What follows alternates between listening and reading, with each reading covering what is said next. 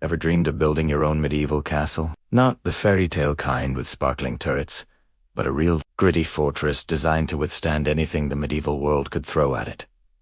Forget what you've seen in movies. Building a genuine medieval castle was a masterclass in engineering, strategy, and sheer brute force. Today, we're going to break down exactly how you'd construct the ultimate stronghold, step by step.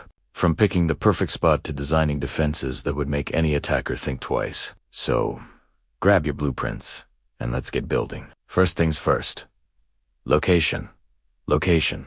Location.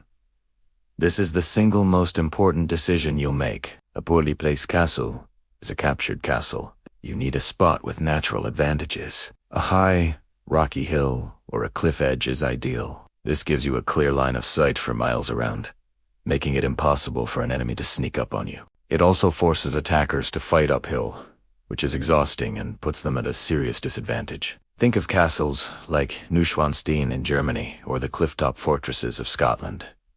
They're built on intimidating terrain for a reason. Another great option is to use water as your defense. Building on an island in a lake or on a peninsula, jutting out into a river, creates a natural moat. This forces any attacker to either build boats or attempt a difficult water crossing, all while your archers are raining arrows down on them. The Chateau de Schielan in Switzerland is a perfect example, looking like it rises straight out of the water. If you can't find a natural hill or a body of water, you can create your own.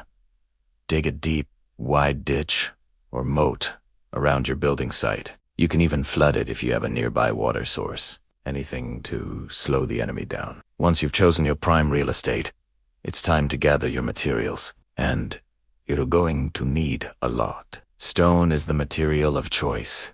It's durable, fire-resistant, and can withstand a beating from siege engines. You'll need a quarry nearby, because transporting massive stone blocks over long distances in the medieval era was a logistical nightmare. You'll also need a huge amount of timber for scaffolding, internal structures, roofs, and even temporary buildings for your workers. And let's not forget the mortars, a mix of lime, sand, and water to hold all those stones together. You'd need to build lime kilns on site to produce it. This whole process required a massive workforce: stonemasons, carpenters, blacksmiths, and hundreds of unskilled laborers. A big castle project was like building a small town from scratch. Now, for the design. We're not building a simple square box. That's an outdated design from the early Middle Ages.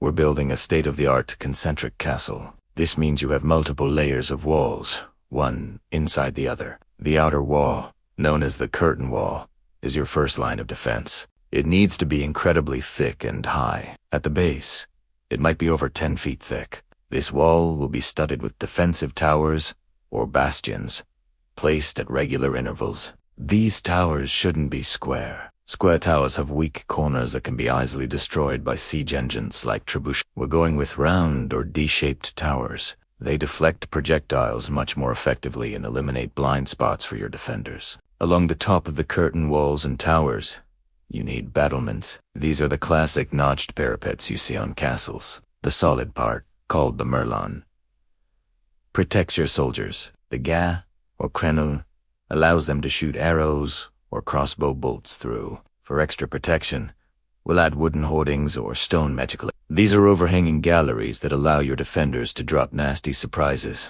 like rocks, boiling water, or quicklime directly onto attackers at the base of the wall, where archers can't reach. This was a deadly effective way to deal with enemies trying to use battering rams or scaling ladders, but an attacker might still breach your outer wall. That's why we have a concentric design. Inside the outer wall is a second, even higher and stronger inner wall. This area between the two walls is called the killing ground.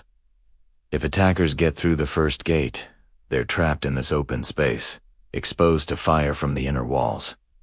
It's a death. The inner wall protects the most important part of the castle, the keep. The gatehouse is the most vulnerable part of any castle, so it needs to be the strongest. We're not just building an archway in the wall. We're building a fortress within a fortress. The entrance will be a long, narrow passage with multiple defenses. First, a heavy wooden drawbridge over the moat. Then, one or more portcullises. Those heavy iron grills that can be dropped in an instant. The passage itself will have murder holes in the ceiling, allowing defenders above to attack anyone trapped inside.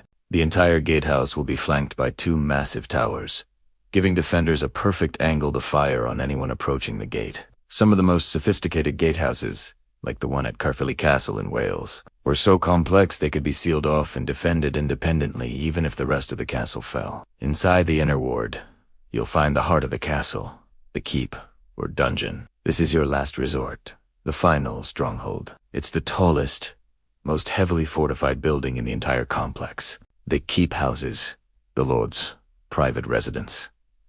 The great hall for feasting and holding court, a chapel, and vital storerooms. The entrance to the keep itself would be on the 2nd floor, accessible only by a wooden staircase that could be easily destroyed if the inner courtyard was overrun. The ground floor would be used for storage, and the walls would be incredibly thick with very few windows, making it a secure vault. If all else fails, you and your most loyal knights retreat to the keep and hold out until reinforcements arrive. Of course, a castle is more than just stone and mortar. It's a living community. Within the walls, you need space for everything required to survive a long siege. This includes barracks for the soldiers, stables for horses, a blacksmith's forge for repairing weapons and armor, a well to ensure a secure water supply, and extensive storerooms for grain, salted meat, and wine. A siege could last for months, so self-sufficiency was key. A reliable and protected water source, like a deep well within the keep,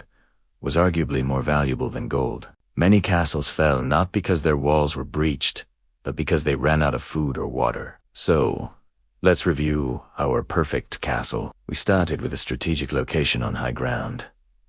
We dug a wide moat. We built a massive outer curtain wall with rounded towers and mature. Attackers who breach it find themselves in a deadly killing ground, facing an even taller inner wall.